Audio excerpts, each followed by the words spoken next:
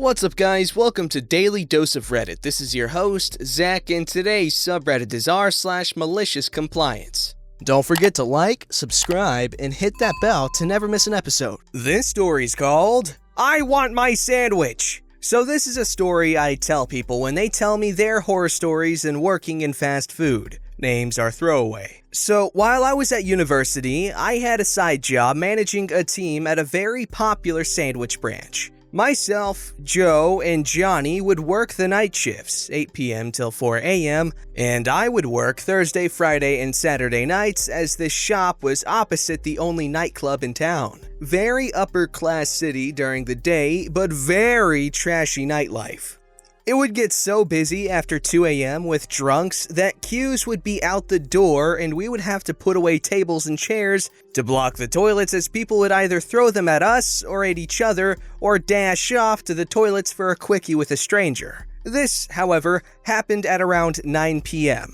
Nice and quiet time, nothing interesting usually happens during this time, and the owner of the restaurant would call in every half hour to see how the shop is doing because he's worried about losing money by requiring 3 whole employees to prepare for the night rush. A group of around 15 girls run in, look underage, all drunk, like really drunk. Cool. Serve them, get rid of them. Happens occasionally, but we still got some time before the mass comes. One of the larger girls collapses against the wall on the floor, looks passed out. Her friends don't take any notice, but we are all first aid trained. I get Joe to check on her, she waves him off, shouts at him, fine, back to work. 10 minutes later, the smell. Oh Lord, the smell. The store is actually pretty busy, but after realizing what happened, we had to stop serving and kick everybody out of the store because of the health hazard I was about to witness. We kick out her friends, and she's still asleep. Myself and John lift the woman to a safe location while Joe calls an ambulance in case there is anything wrong.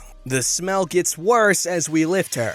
I felt sick. I turned to look back and I saw the largest, wettest pile of feces I had ever seen in the shape of her behind with a very distinct line in the middle representing what was most likely a G-string or thong. Be mindful that this girl looks like she's 15. None of us wanted to go anywhere near it, but a joint effort between the 3 of us had it cleaned up within minutes. I wasn't going to risk anything, so I left the ventilators on full blast and prepared to lock up for the rest of the night. Incoming phone call. It basically went down as, how's the store? We had an incident, so we had to close. What? Under no circumstance are you to close early. Yes, but no buts. Open back up immediately or I'll fire all 3 of you. We throw away any perishable that wasn't covered. We didn't have a lot out, but still, not risking anything else that could lose me my oh-so-precious part-time job. We then proceed to take a 30-minute break to let the store ventilate and have the smell go. Like it would. Huge group of lads comes to the store while we're outside and starts a fight with Joe because we're closed. I tell the lad what happened and why we were closed, but he was having none of it. Said he knew the store and was a law student and would have me sued for false closure. Enlighten me. I can't get sued for something like this, can I? He calls the owner, and surely enough, I immediately get a call back. Open the store now or I'll fire you on the spot. I tell him to wait up a couple of seconds while I deal with the customer. I tell Joe to start recording the call. Sorry, I didn't catch what you previously said. Could you repeat? Open the store or you're fired! I repeat our previous conversation explaining why I had closed the store and that it was a critical food hazard until it was cleaned properly. Most heavy-duty cleaning materials that could have appropriately cleaned up the mess were locked away by the owner until morning because we wouldn't have time. I don't think you understand what I said, OP. Open the store. All right, will do, boss. So I continue to open the store, customers start flooding in, I get all fresh ingredients out to start rushing through the humongous line we were amassing. A lot of customers are turning their noses once they walk in, but like I said, trashy. These people are hungry. They line up anyway. Some customers are throwing up from the smell. It really was that bad. asked me what was up. I told them that if I were to close, I lost my job. Police show up and close up shop for us. Thank God. I was waiting for something like this to happen. We didn't even have to clean up. We just got told to go home and they would sort it with the owner tomorrow because the city had a reputation to uphold. I ended up getting fired because I closed the store. But instead of just getting fired, I ended up taking it to court for unfair dismissal and got a month's payout, and the owner had an emergency health inspection the morning after. The guy lost his branch. He works as a security guard at a grocery store now, working for the security guard he previously hired to look after us after 1 a.m. Pretty sure he ended up losing his house and car too. Screw that guy. Okay, I'm more concerned about how the hell someone's turds stink up a store that bad to the point where minutes after people are throwing up, just multiple people throwing up in the same place. What? Am I the only one that kind of finds this ridiculously funny? Just imagine this teenage girl leaving a bunch of poo all over the ground, and they clean up said poo, and they leave said poo with ventilators all around it, only for them to come back and people are vomiting just from exposure. What? That's incredibly embarrassing too. I feel bad for that girl. Ugh. This story's called Middle School Mischief. English is my first language, but I have some disabilities in learning, so my punctuation grammar isn't great. Lots of run-on sentences, so please be nice. Also mobile, so sorry. I don't know if this counts, but this was kind of a team effort between me and my BFF when I was in middle school. So when I was 12, my best friend and I started being allowed to go to the mall by ourselves. I had a cell phone, and as long as we stayed together, it was fine. My BFF had a super strict mother who was way too obsessed with making her a mini adult while letting her other siblings do pretty much whatever they wanted.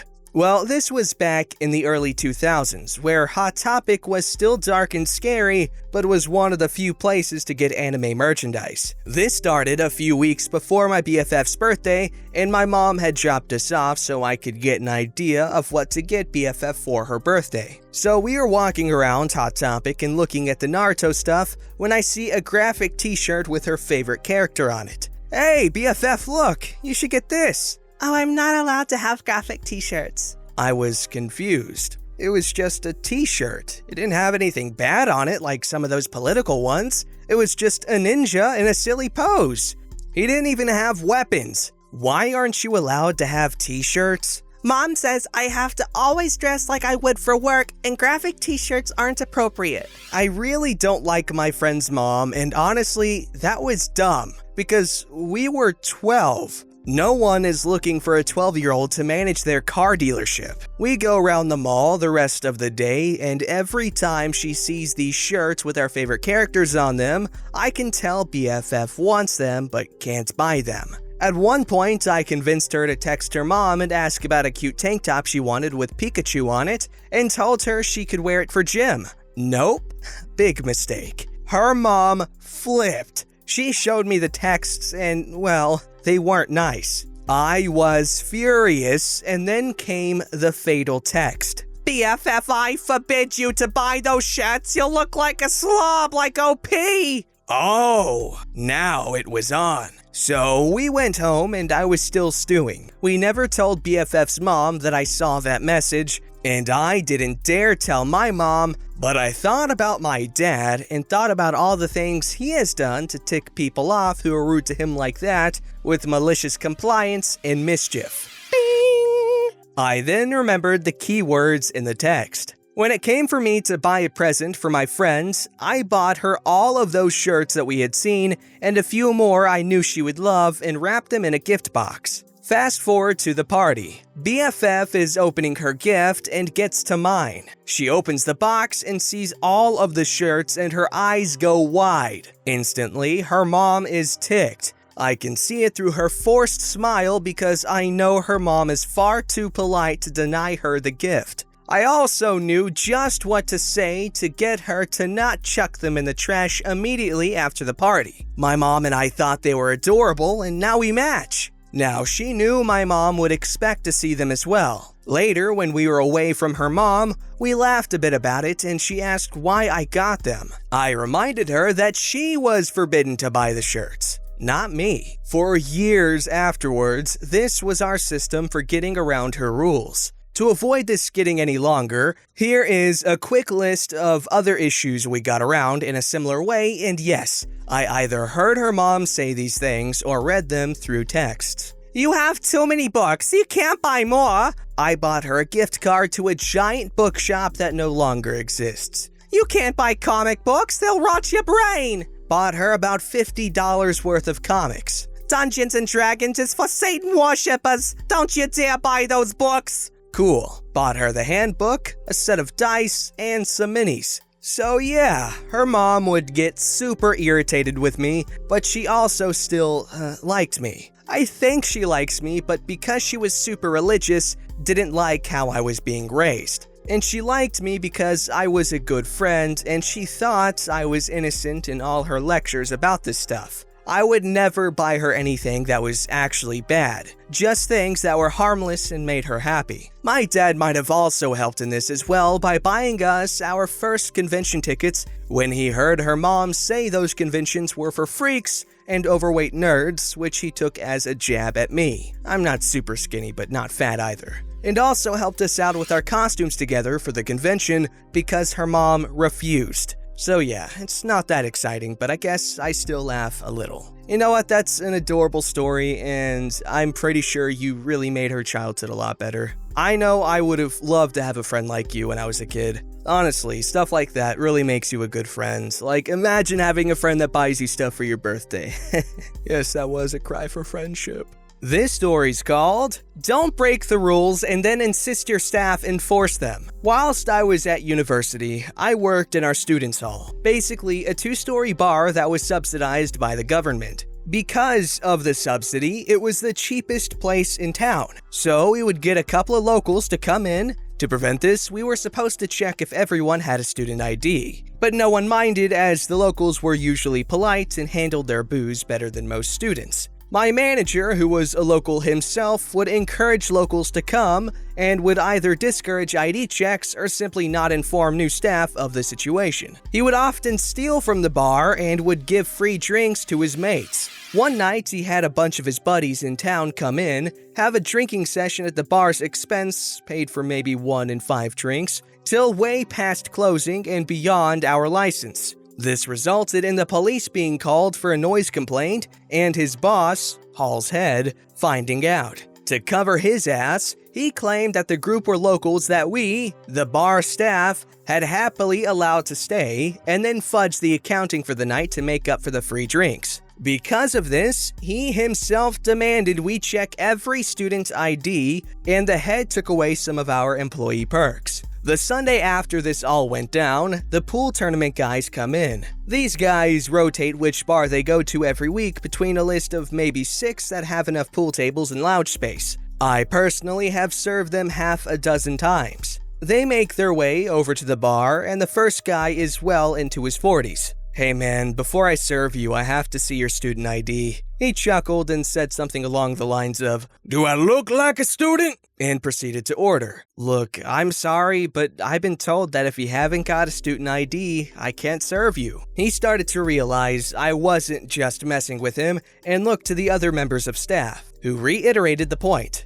Are you serious? We've been coming here for years. Yeah, sorry. Manager is cracking down on the only students rule. I can grab my supervisor for you if you want. My supervisor was also a student and explained the situation, said he was sorry for the inconvenience and that if they had any complaints to call the head, my manager's boss, and even gave out a couple of his cards that were in the office. The pool guys left, which meant no one was really in the building, so we ended up closing early. Next morning, I awoke to my manager screaming down the phone at me, but it was my day off, so I hung up and didn't go to work, as a customer, till past noon. When I did, my coworkers couldn't wait to tell me what had happened. My manager had come in and had a shouting match with my supervisor in front of everyone grabbing a morning coffee. The head had indeed received some complaints and scheduled a meeting with the manager that morning. Not wanting to face it alone, he took my supervisor with him. I imagine intending to throw him under the bus as much as possible. The head was pissed, A, because all these 40-something men had called to complain on his personal number on a Sunday, B, because these 40-something men, by their own admission, had been coming for years at the invite of the manager, whom they knew well. My manager tried to save face and claim they were associated with the university, that they were in fact lecturers, that it was the bar staff's failing to check for student ID all this time, and then turned on my supervisor saying he'd given them a bad reputation, cost them money by turning them away, and closing early, as well as laying bare every other mistake he had ever made. My supervisor explained that it was never explained to staff that customers had to be students, as the manager actively encouraged locals to come in, that even lecturers get a form of student ID, and explained to the head about the manager's drinking with his mates and the dodgy accounting he'd do. This led to the CCTV being checked when the head saw that it was, in fact, the manager and his mates, that the bar staff rarely put anything through the tills at his request, suspended him on the spot. He then said the accounts would need to be audited and that he would likely be terminated and even prosecuted. After a surreal couple of weeks, we got our perks back, they hired a new manager, and eventually they installed locks on the doors that could only be opened with a student ID. No idea what happened to the old manager, but by no means a loss. Okay, that manager sounds incredibly slimy and ratty and like a snake, and a number of other words you might describe someone that nasty, slimy, and ratty and snaky. But yes, it's probably never a good idea to abuse your power, however, that won't stop anybody from doing it. Don't forget to like, subscribe, and hit that bell to never miss an episode.